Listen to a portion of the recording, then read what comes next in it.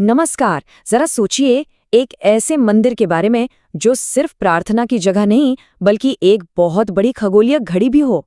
आज हम बात कर रहे हैं 13वीं सदी के कोणार्क सूर्य मंदिर की। एक ऐसा अजूबा जहां इतिहास, विज्ञान और कला एक साथ मिलते हैं। यूनेस्को ने इसे विश्व धरोहर का दर्जा क्यों दिया है? तो चलिए आज इसके डिजाइन के पीछे छिपे राज को जानते हैं। एक ऐसा मंदिर जो सिर्फ मंदिर नहीं बल्कि एक चलती फिरती खगोलीय घड़ी भी हो। सुनने में थोड़ा अजीब लगता है ना? लेकिन यही कोणार्क मंदिर की सबसे बड़ी और अविश्वसनीय सच्चाई है। ये मंदिर उस प्राचीन भारतीय सोच का सबूत है जो अपने समय से बहुत बहुत आगे थी। तो चलिए सबसे पहले इसकी बनावट पर ही नजर डालते हैं। ये सिर्फ ईंट पत्थर का ढांचा नहीं है। ये तो वो कल्पना है जिसे कारीगरों ने सचमुच पत्थर में जिंदा कर दिया। जरा सोचिए कि सूर्यदेव खुद अपने विशाल रथ पर सवार होकर आसमान में चल रहे हैं। बस यही इस मंदिर का मेन कॉन्सेप्ट है। पूरा का पूरा मंदिर एक बहुत बड़ा पत्थर का रथ है जो हमेशा ऐसा लगता है जैसे बस चलने ही वाला है। ये वास्तुकला नहीं बल्कि पत्थर में लिखी गई एक कविता है। और इस विशाल रथ को खींच कौन रहा है? 7 शक्तिशाली घोड़े जो हफ्ते के 7 दिनों को दिखाते हैं। और फिर आते हैं वो 24 पहिए। और ये कोई आम पहिए नहीं है, इनके पीछे तो एक बहुत गहरा वैज्ञानिक राज छिपा है जिसकी बात हम आगे करेंगे। ये सब मिलकर मंदिर को एक ऐसी फील देते हैं मानो वो सच में चल रहा हो। और यही तो है इस मंदिर का सबसे बड़ा चमत्कार। ये जो 24 पहिए हैं ना, ये सिर्फ सजावट के लिए नहीं है। असल में ये सभी पहिए एक एक करके बेहद सटीक सनडायल्स हैं, यानी धूप घड़ी। इनकी तीलियों पर जब सूरज की परछाई पड़ती है तो उससे दिन के 24 घंटों का बिल्कुल सही समय पता चल जाता है।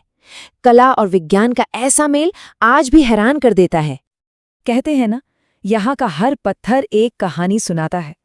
तो चलिए अब इसकी बनावट से आगे बढ़ते हैं और उन कहानियों और रहस्यों की दुनिया में चलते हैं जो आज भी यहाँ गूंजती हैं। इस मंदिर से ना 2 बहुत बड़ी कहानियां जुड़ी हुई हैं।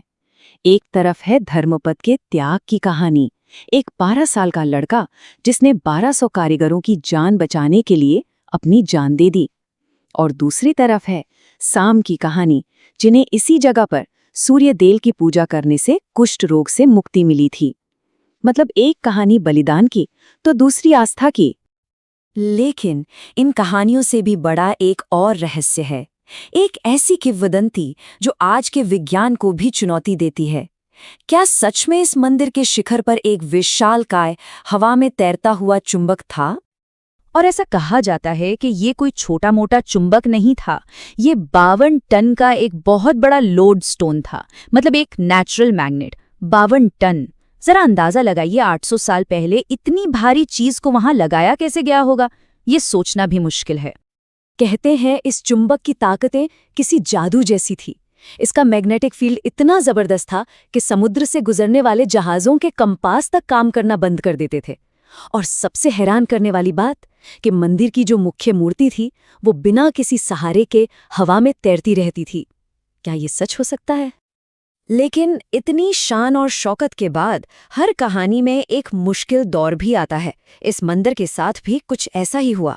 एक ऐसा दौर आया जब इसका गौरव लगभग खत्म ही हो गया और ये अपने वजूद की लड़ाई लड़ने लगा। बनने के कुछ ही समय बाद ये शानदार मंदिर सदियों तक गुमनामी के अंधेरे में खो गया। लगातार हमले होते रहे, प्रकृति की मार पड़ी और इंसानों ने भी इसे भुला दिया।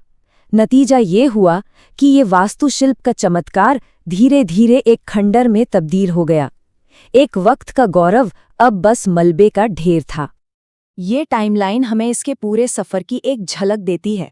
13वीं सदी में इसका निर्माण हुआ, फिर 14वीं से 19वीं सदी तक ये बस बर्बाद होता रहा। फिर 1903 में अंग्रेजों ने इसे पूरी तरह गिरने से बचाने के लिए इसके मेन हॉल को रेत से भर दिया। इस एक कदम ने इसे बचाया तो जरूर, पर इसके कई राज भी हमेशा के लिए दफन कर दिए। और आज इसे फिर से जिंदा करने की कोशिशें जारी हैं। पर कहानी यहाँ खत्म नहीं होती।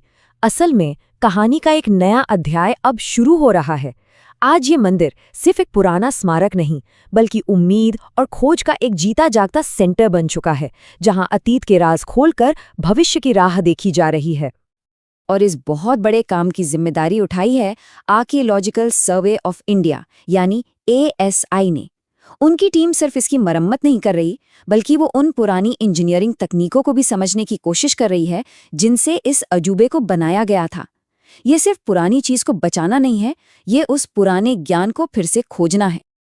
तो आज का मिशन बिल्कुल साफ है।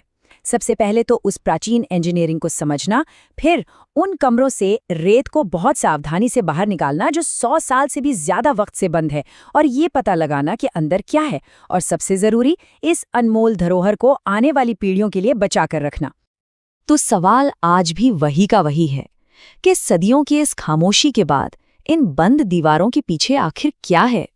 रेत के नीचे कौन से वास्तुशिल्प के चमत्कार और कौन से छिपे हुए सच हमारा इंतजार कर रहे हैं? कोणार्क का सूर्य मंदिर सिर्फ पत्थर नहीं है, ये एक ऐसी पहेली है जिसका जवाब मिलना अभी बाकी